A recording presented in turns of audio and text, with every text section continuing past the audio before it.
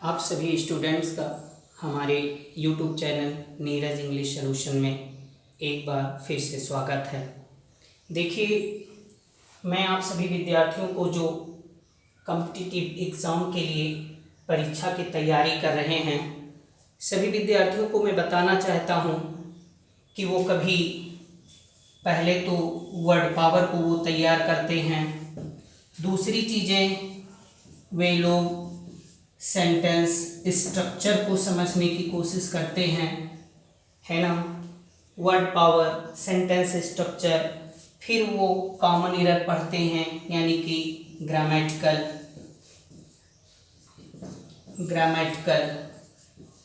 Error को समझने की कोशिश करते हैं कि कैसे ग्रामेटिकल एरर होता है, कैसे वर्ड पावर को अपने बढ़ाते हैं, कैसे सेंटेंस के स्ट्रक्चर हैं।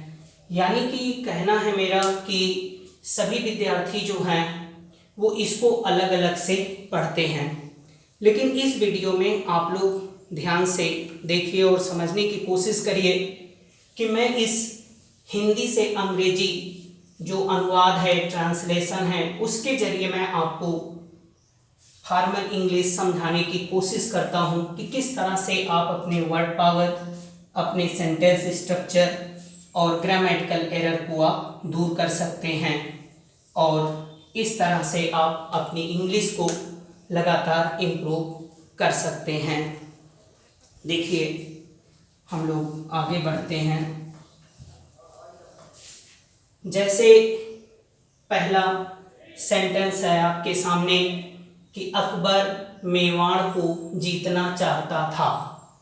अब देखिए, जैसे जीतना आया तो बहुत लड़के इसको सोचेंगे कि ला हम विन लिख दें, Akbar wanted to win Mewar. नहीं, ये नहीं हो सकता।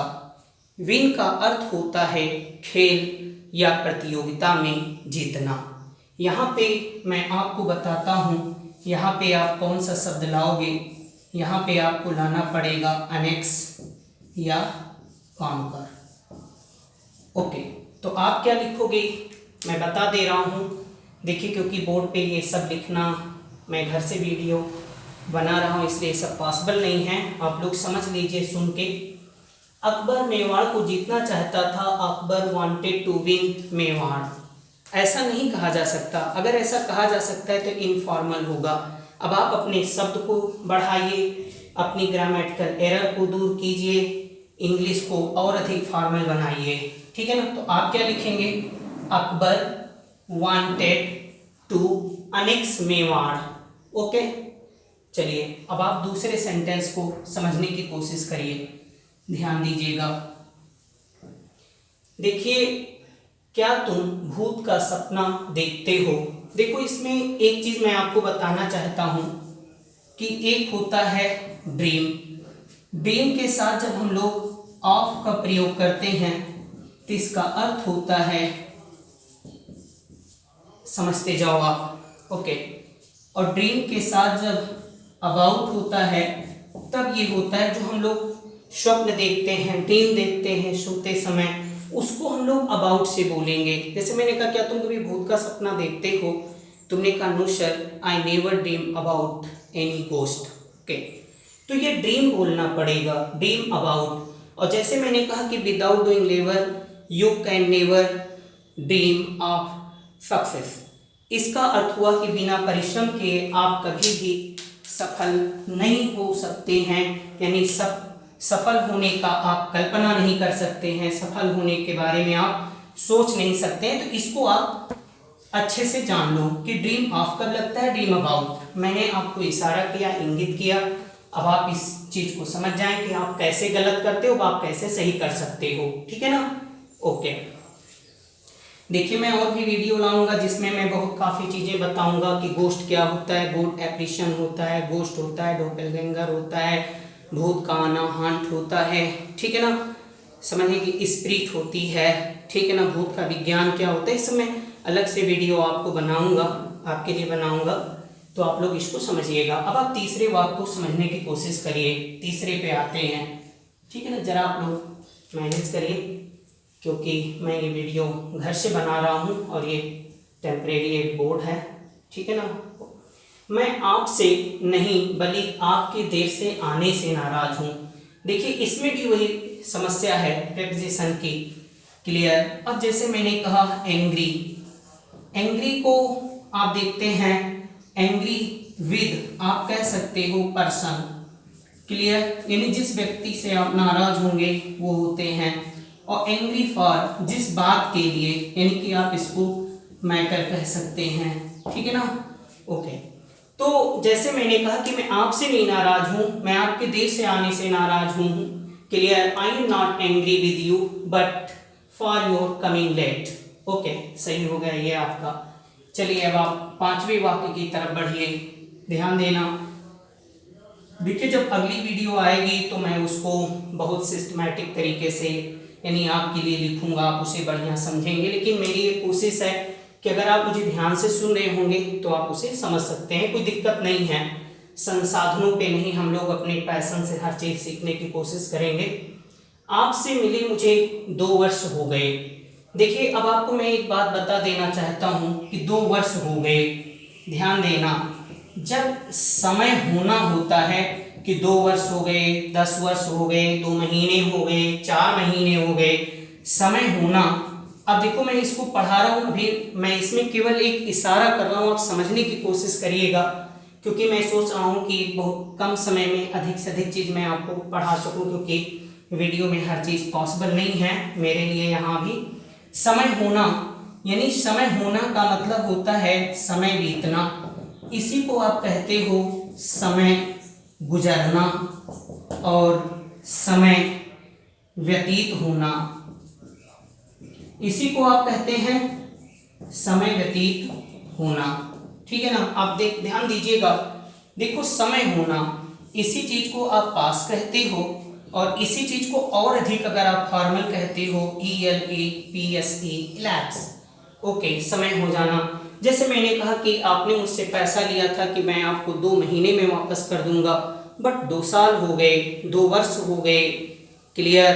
तो आप क्या बोलोगे? ओके, तो but 2 year elapsed passed. Okay, 2 वर्ष हो गए, 2 वर्ष बीत गए, 2 वर्ष गुजर गए, 2 वर्ष व्यतीत हो गए। ठीक है ना। यहाँ पे मैं कुछ चीजें और भी आपको समझा देना चाहता हूँ, जरा आप उसे समझने की कोशिश करो। देखो अब इसमें तुम क्या समझ ले रहे हो? एक तो आप वर्ड पावर डेवलप कर रहे हो, दूसरा आपको सेंटेंस का स्ट्रक्चर समझ में आ रहा है, तीसरा जब आप सेंटेंस पढ़ते हो तो अंग्रेजी लिखना, अंग्रेजी बोलना, अंग्रेजी समझना, सब कुछ एक साथ आपके लिए संभव हो जाता है। केवल आप लोग ध्यान से सुनने की कोशिश करें और समझने की कोशिश करें कि मैं कहना क्या चाहता हूँ। अब देखिए समय बीतना, समय गुजरना, समय व्यतीत होना, और एक होता है समय बीतना नहीं समय बिताना, गुजरना नहीं गुजारना, व्यतीत होना नहीं व्यतीत करना, तब आप उसको स्पेंड बोलते हो, है ना। तो अब कहो कि सर स्पेंड कर तो पैसा खर्च करना होता है। मैंने कहा हाँ, उसका दूसरा भी अर्थ होता है। यही चीज़ें तो मैंने कहा कि आप लोग इसको लगातार समझने की कोशिश करिए। मैंने तैयारी में 2 वर्ष बिता दिया, गुजार दिया, व्यतीत कर दिया, तो I spent my 2 year in preparation. Okay, आगे आप ध्यान देते हैं। आप इस वाक्य को समझने की कोशिश करो। मैं भूत के वजूद में विश्वास नहीं करता हूँ। अब ध्यान दीजिएगा, अब यहाँ पे सबसे जो जहाँ आप गलत करेंगे वो क्या समझना है, यहाँ पे है विश्वास करना। जैसे आप मान लो बिलीव बोलते हो, आप कहते हो I do not believe in existence of God, oh sorry I do not believe in existence of ghost. Okay, तो बिलीव के साथ ना आन होगा, ना अपान होगा, ना ऐट होगा। ठीक है ना। इसका अर्थ ही होता है बिलीव का। अब आप इसको ऐसे कहो, विश्वास करना ना पढ़ा करो, तुम इसको ऐसे पढ़ो, पर विश्वास करना। इसी को आप कह सकते हो का की के विश्वास करना। जैसे अब आपको बोलना हो, ध्यान दो, आप समझो, इस वाक्य के जरिए और भी सारी चीज आप समझने की कोशिश करो। जैसे तुमने कहा कि मैं आप पर विश्वास करता हूं, तो I believe on you, upon you, at you नहीं, आई बिलीव यू, मैं आप पर विश्वास करता हूं, मैं आपका विश्वास करता हूं, तो आई बिलीव यू।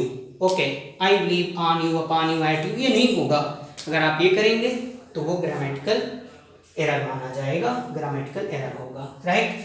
अब आप कहते हो नहीं सर मैंने बिलीव इन देखा है। बिलीव इन का मतलब ही होता है वजूद। इसको मैं अंग्रेजी में भी अभी फटाफट बता देता हूं, अस्तित्व में विश्वास करना। देखो थोड़ा कम ये पठनीय होगा, कम लिजिबल होगा, लेकिन आप समझने की कोशिश करिए। का विश्वास करना, ठीक है ना। ओके, समझने की कोशिश करो आप। बिलीव इन, वजूद अस्तित्व में विश्वास करना। अब आपको इसमें एग्जिस्टेंस अलग से लाने की जरूरत नहीं है। अब अगर आप ये कहोगे कि ध्यान देना, मैं भूत के वजूद में विश्वास करता हूं, तो I believe in existence of ghost, ये गलत है। I believe in ghost, I believe in ghost, यही सही होगा। यानी एग्जिस्टेंस आपको नहीं लगाना है इस अस्तित्व वजूद के लिए। ये जरूरी नहीं है कि जो हिंदी में हो अंग्रेजी में उसको जरूर लाएं। जैसे आप देख रहे हो पर आया या का आया, तो तुम सोचो ऑन, अपॉन, एट या ऑफ होना ही चाहिए, ऐसा कुछ नहीं है। यहीं से आप देखिए क्या क्या समझे आप। पहली बात तो आप ग्रामेटिकल एरर से बच रहे हैं, दूसरी आप वर्ड को अच्छे से समझ रहे हैं, तीसरा आप सेंटेंस स्ट्रक्चर को भी सुन रहे हैं। अगर आप किसी भी कंपटीशन की, जैसे navy, air force, bank, PO, CAT, CLAT, किसी भी चीज़ के लिए आप तैयारी कर रहे हो, तो मेरी इस तरह की वीडियो मैं आशा करता हूँ, मुझे विश्वास है कि आपके लिए मददगार अवश्य साबित होगी, ठीक है ना। ओके, आगे आप ध्यान दीजिए फटाफट। देखिए मैंने आज इसीलिए सोचा कि कैसे मैं पढ़ाऊँ कि विद्यार्थियों का वर्ड पावर, ग्रामेटिकल सिस्टम, उनका सेंटेंस स्ट्रक्चर, ये सब एक साथ कैसे इम्प्रूव हो। ओके, कभी कभी विद्यार्थी को वर्ड पावर पता होता है बट उसका वो यूसेज नहीं जानता है, ठीक है ना, इसलिए उसको गलत कर देता है। वो ये नहीं जान पाता कि ये मैं कहाँ प्रयोग करूँ, ये कहाँ प्रयोग करूँ। कभी वो करता है तो उसको गलत हो जाता है, इसलिए उसको समझ नहीं पाता, ठीक है ना। चलिए ध्यान दीजिए, मैं ये आपके लिए आप लोग ये भी ध्यान दीजिए कि केवल लेक्चर 2 है, मतलब आप कह सकते हो कि जहाँ तक YouTube पे वीडियो बनाना है इसमें मैं कोई प्रोफेशनल नहीं हूँ, ठीक है ना, और इसमें मैं नया हूँ। बाकी तो मैं काफ़ी दिन से पढ़ा रहा हूँ, लेकिन इस तरह से थोड़ा कैमरे के सामने असहज महसूस करना स्वाभाविक है। ओके, आगे ध्यान देते हैं आप। मैं साहिल के कार से ऑफिस आता हूँ। देखिए आप लोग ये पढ़े होंगे कि जैसे कोई भी ट्रांसपोर्ट होता है तो आप बाई कार कहते हो, बाई ट्रेन कहते हो, बाई बस कहते हो, ठीक है ना, ये सब सही है। लेकिन जब वो इंडिविजुअल होगा, किसी व्यक्ति का बताया जाएगा, जैसे साहिल का, राज का, आपका, तब आप बाई नहीं, तब आप इन का प्रयोग करोगे। अब आप समझ गए होंगे कि कैसे मैं गलती से बच सकता हूँ, कैसे मैं ग्रामेटिकल एरर को डाल सकता हूँ, ठीक है ना। मैं ये सारी चीज़ों को सॉलिसिज्म दूर करने के लिए पढ़ा रहा हूँ। ओके, अब आप ये सोचते होंगे कि सर ये सॉलिसिज्म क्या है। सॉलिसिज्म का अर्थ होता है non standard use of grammatical construction और स्ट्रक्चर। ओके, तो आप समझ गए ना कि आप शुद्ध लिखिए। आप क्योंकि आप किसी सामान्य, केवल आप इंग्लिश बोलने के लिए, आप इंग्लिश हाय हेलो की लैंग्वेज सीखने के लिए आप नहीं पढ़ रहे हो, आप अंग्रेजी में कंपटीशन, ग्रुप डिस्कशन, ये सब आपका उद्देश्य है, तो मैं आपको उसके लिए पढ़ा रहा हूँ, ठीक है ना। ध्यान देते हैं, तो आप इस बात को समझ गए ना कि इनका प्रयोग हम कैसे करेंगे। तो मैं कहूँगा कि मैं साहिल के कार से ऑफिस आता हूँ, I go to office in Sahil's car, by Sahil's car नहीं होगा। समझ गए ना। ओके, लिख नहीं पा रहा हूँ, लिखने में ज़्यादा समय लगेगा, इसलिए आप सुनिए और समझिए। दूसरी चीज़ें ध्यान देना, तुम हमेशा सिरदर्द की शिकायत क्यों करते हो। अब देखिए यहाँ पे ये जो शिकायत करना है ना, अब मैं शिकायत पे बहुत अच्छी वीडियो आपके लिए लेकर आऊँगा, लेकिन देखो मैं काफ़ी लंबे समय बाद इस वीडियो को लेकर आया हूँ आपके पास। क्लियर, कुछ व्यस्तता होने के कारण नहीं बना सका वीडियो। ओके, तुम हमेशा सिरदर्द की शिकायत क्यों करते हो। आप जरा यहाँ समझ जाओ कि कहाँ आपसे गलत हो सकता है या कैसे। अगर नहीं हो सकता तो आप बार बार पढ़िएगा ना, तो और इम्प्रूव होगा, ठीक है। मैं ये नहीं कहता कि आपसे गलत ही होगा। ओके, चलिए ध्यान देते हैं आप लोग। कंप्लेन, देखिए कंप्लेन को मैं इस तरह पढ़ाता हूँ, आप लोग जरा समझने की कोशिश करो। जब मैंने कहा कंप्लेन, अब आप सोचते होंगे कंप्लेन के साथ तो सर मैं जानता हूँ प्रेपोजिशन जो है वो अगेंस्ट यूज होता है। तो कंप्लेन अगेंस्ट का मतलब होता है का, की, के, शिकायत करना। ओके, जैसे आप कहते हो कि मैं आपकी शिकायत आपके पिताजी से करूंगा, आपकी शिकायत करूंगा, तुम साहिल की शिकायत करोगे, वह पारुल की शिकायत करेगा, क्लियर, वह आपका शिकायत करेगा, यानी जिसके खिलाफ शिकायत की जाएगी उसको हम अगेंस्ट से दर्शाएंगे। समझो, आपको मैं बहुत सहज शब्दों में समझाने की कोशिश कर रहा हूं। जिसकी आप शिकायत करेंगे वो अगेंस्ट होगा। जैसे मैं आपकी शिकायत करूंगा, आई विल कंप्लेन अगेंस्ट यू, तुम मेरी शिकायत करोगे, you will complain against me. Okay, और कंप्लेन टू क्या होगा? कंप्लेन टू का अर्थ होता है से शिकायत करना।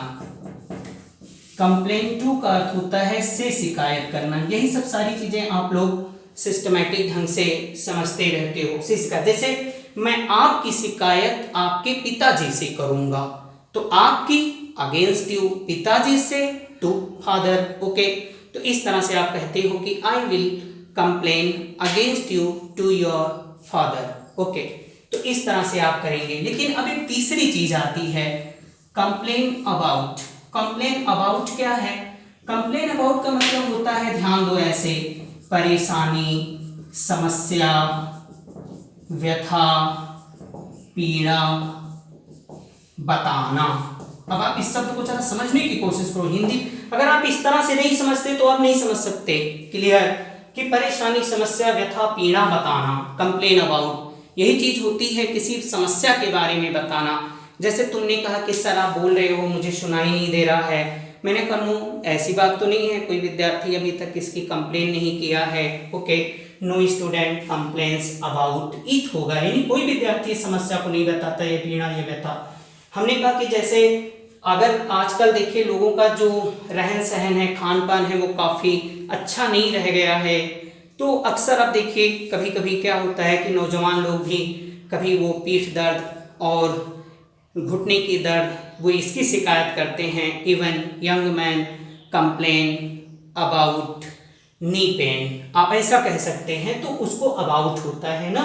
ओके, जैसे मैंने कहा कि तुम हमेशा इस तरह से शिकायत इसकी करते हो, तो आप समझ गए कंप्लेन अबाउट। ओके, कोई बीमारी के बारे में बताएं, मुझे सिर दर्द हो रहा है, मुझे पेट दर्द हो रहा है, या आप सर समझाती हो तो सर मेरी समझ में पता नहीं कैसे नहीं आता, तो हमने कहा हाँ मेरे पढ़ाने के तरीके में हो सकता है थोड़ा फॉल्ट हो, इसलिए all the student complain about it. इसलिए सभी विद्यार्थी इसकी परेशानी बताते हैं, इसकी समस्या, इसकी व्यथा, इसकी पीड़ा को बताते हैं। ठीक है ना, समझ गए होंगे। ओके, आप साथ ही साथ नोट भी करते चलो, नहीं तो मैं इसको मिटा देता हूँ। ठीक है ना, समझते जाओ। चलिए, ओके, चलो ध्यान देते हैं। आप जाओ पिताजी से मेरी शिकायत करो। देखो वैसे ही वाक्य है ये भी, गो एंड कंप्लेन। अब देखो इसमें ना अगेंस्ट लगाना है ना अबाउट, से शिकायत करो। किसकी शिकायत करना है ये बात नहीं कही जा रही है। Clear, go and complain to father. Okay, मैं किसी के प्रति दुर्भावना द्वेष नहीं रखता हूं। देखिए सामान्य तरह से बोलने की बात मैं नहीं कर रहा हूं, मैं इस वाक्य और ट्रांसलेशन के जरिए मैं आपको सिर्फ ट्रांसलेशन नहीं सिखा रहा हूँ, इसके जरिए मैं आपकी इंग्लिश को ज़्यादा से ज़्यादा फॉर्मल, ज़्यादा से ज़्यादा स्टिल्टेड बनाने की कोशिश कर रहा हूँ। देखिए मैं एक शब्द यहाँ पे बोल रहा हूँ स्टिल्टेड, इसका मतलब होता है वेरी फॉर्मल। ओके, बहुत औपचारिक भाषा।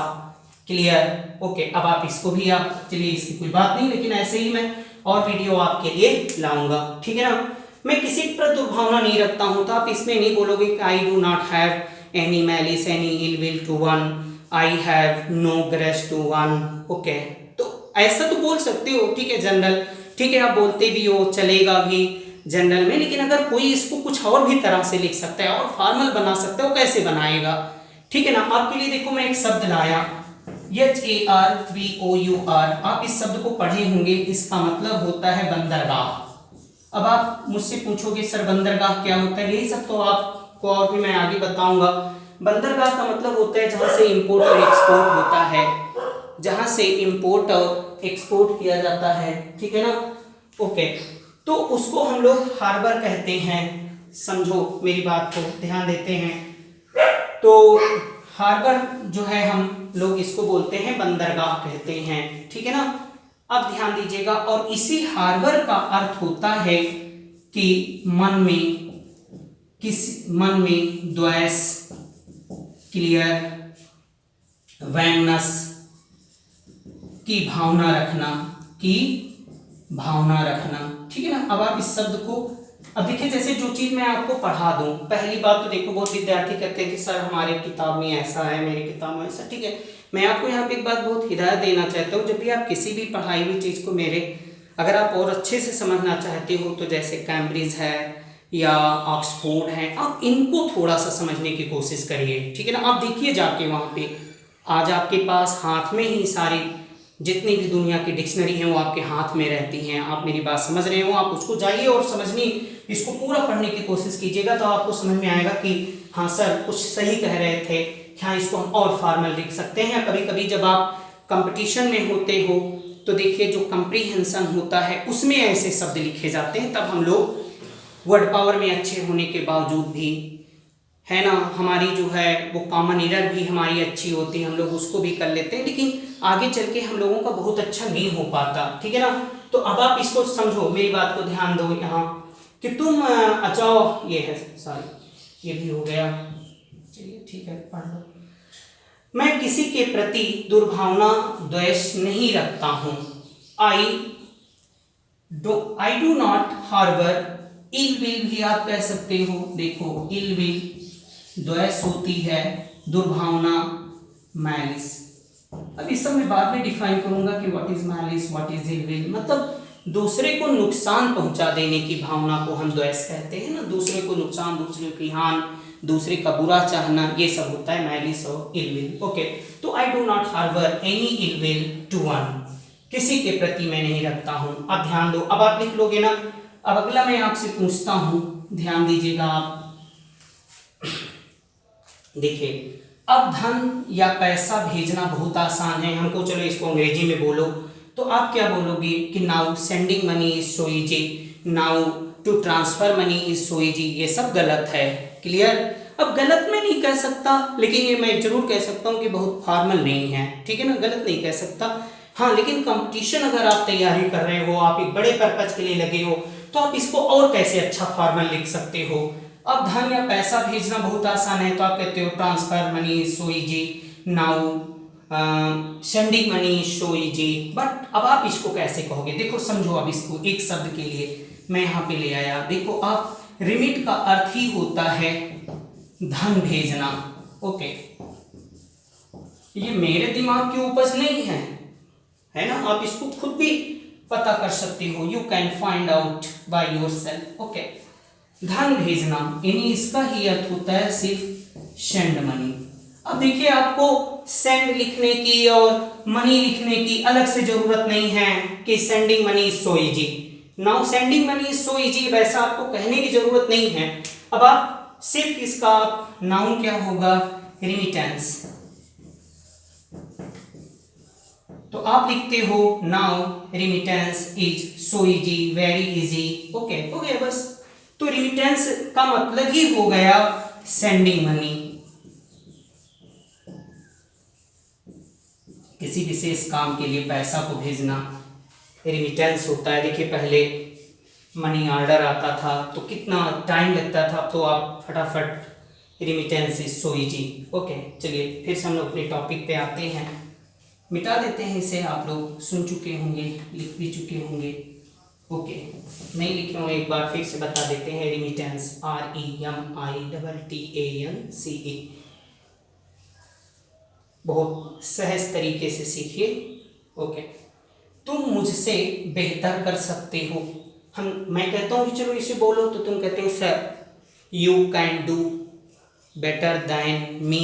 Okay, you can do better than me, तो अब आप ये बोलते हो you can do better than me. Okay, समझने की कोशिश करो। तो अब आप देखिए, पहली बात तो भी मैं इसमें और भी ग्रामेटिकल एरर है क्लियर। तो जैसे आप ये कह सकते हो you can do better than me, you can do better than me. तो मैंने कहा ठीक है ये चलेगा, देखिए ये भी यहाँ पे गलत हो रहा है clear. Okay, you can do better than me. अब आपको यहाँ पे आई रखना चाहिए क्योंकि जब ये नॉमिनेटिव केस में है तो ये भी नॉमिनेटिव केस में रहेगा, राइट। ओके, अब लेकिन हम कहते हैं चलो ठीक है, अगर आपको नहीं पता है बहुत फॉर्मल तब आप ऐसा बोल सकते हो, चलेगा, आपकी जो भाव है आपकी अभिव्यक्ति को स्पष्ट करेगा, ऐसा कोई दिक्कत नहीं। लेकिन मैं चाहता हूँ कि जब मैं आपको पढ़ा रहा हूँ तो आपकी इंग्लिश और इम्प्रूव हो, यानी बेटर हो, पहले से अच्छी हो। तो उसके लिए आप कैसे कह सकते हो, देखो एक शब्द में पढ़ा रहा हूँ, आउटडू का मतलब ही होता है डू बेटर देन वन या अदर्स कह सकते हैं। Okay, outdo, do better than one या अदर्स। अब आप क्या कह सकते हो, तुम मुझसे बेहतर कर सकते हो, यू कैन आउटडू मी, हो गया। तो आप इस तरह से बोल सकते हो। एक दूसरा शब्द आता है इम्यूलेट। इम्यूलेट का मतलब ही होता है try to do better than one, किसी से बेहतर करने की कोशिश करना। देखिए आपने इस भी शब्द को सीखा, ये भी शब्द आपने सीख लिया कि मैं इम्यूलेट कैसे यूज करूं, आउटडू कैसे यूज करूं, सरपास कैसे यूज करूं। अब आप मुझसे कहते हो कि नहीं सर मैं बहुत ज़्यादा फॉर्मल इंग्लिश नहीं बोलना चाहता, यहाँ मैं इंग्लिश बोलने की बात नहीं कर रहा हूँ, मैं ये कर रहा हूँ कि अगर कंपटीशन में इस तरह के शब्द आते हैं तो आपको इनकी समझ होनी चाहिए। सरपास भी वही है, डू बेटर देन अदर, किसी से आगे निकल जाना। अब सरपास का और भी अर्थ होता है, ऐसा नहीं केवल इसी सेंस में यूज होता है, ठीक है ना।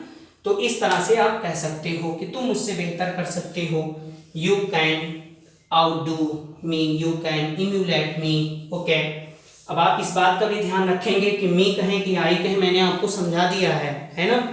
ओके, अब आप इसको मैं भी कह रहा हूँ, अगर मैं कह रहा हूँ तो मेरा भी गलत, अगर आप कहें तो आपका भी गलत, राइट। तो आप ये समझिए जब यहाँ पे ये होगा तो हम लोग यहाँ पे नॉमिनेटिव को रखेंगे, तो यानी कि आई मैं बोलूँगा, राइट। चलिए ठीक है ना। तो ये सब सारे तरीके से मैंने आपको जब बताया तो आपने इन शब्दों को समझा। इम्यूलेट क्या है, सरपास क्या है, देखिए थोड़ा गलत लिख गया, सरपास।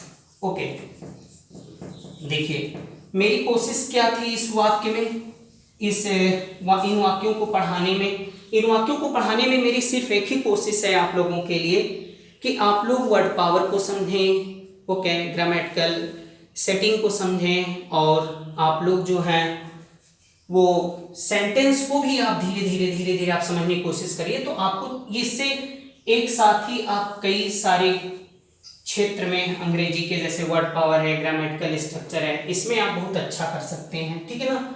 तो आप लोग ये समझ गए कि मैलिस क्या है, इलविल क्या है, सारी चीजें देखिए आपको पता चला। अब आप इसको अपने से अभ्यास करिए, है ना।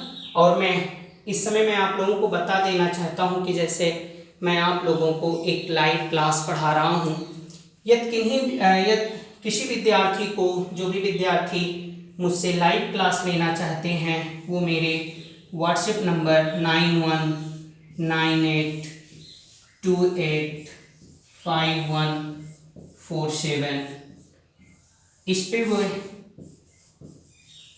व्हाट्सएप के ज़रिए जो है वो संपर्क कर सकते हैं, ठीक है ना। ओके, तो आप लोग जो भी हैं, क्योंकि देखिए मैं और भी वीडियो आप लोगों के लिए भेजता रहूँगा, है ना, कि जैसे मैं एक एक आप लोगों को देखिएगा भी मैं और वीडियो लाऊंगा। जैसे मैं इसको भी काफ़ी पढ़ाऊंगा आपको, मैं पढ़ा भी चुका हूँ अपनी लाइव क्लास में, मैलिस क्या है, इलविल क्या है, या आप लोग जैसे जान रहे हो जैसे वजूद है, तो इसके बारे में जैसे एग्जिस्टेंस क्या होता है, एग्जिस्ट क्या होता है, अस्तित्व में ना रहना, अस्तित्व बनाए रखना, क्लियर, अस्तित्व खत्म हो जाना क्या होता है। तो देखिए सारी चीज़ें मैं आप लोगों को फॉर कॉम्पिटिटिव एग्जाम के लिए पढ़ा रहा हूँ, या जो 9th-10th में भी बच्चे हैं वो भी जो हैं अपने को अगर ऐसा पढ़ते हैं, ये सब सुनते हैं, वीडियो देखते हैं, तो डेफिनेटली मैं आशा करता हूँ कि उनकी इंग्लिश इम्प्रूव होगी। और मैं काफ़ी स्पीच की अलग से, वर्ड पावर की अलग, ग्रामर की अलग, सारी वीडियो मैं आप लोगों के अलग अलग से लाऊंगा, ठीक है ना। और अब आप लोग मेरी वीडियो अगर आपको पसंद आती है तो इसको आप लोग लाइक भी करें और अपने दोस्तों के साथ इसे शेयर भी करें। ओके।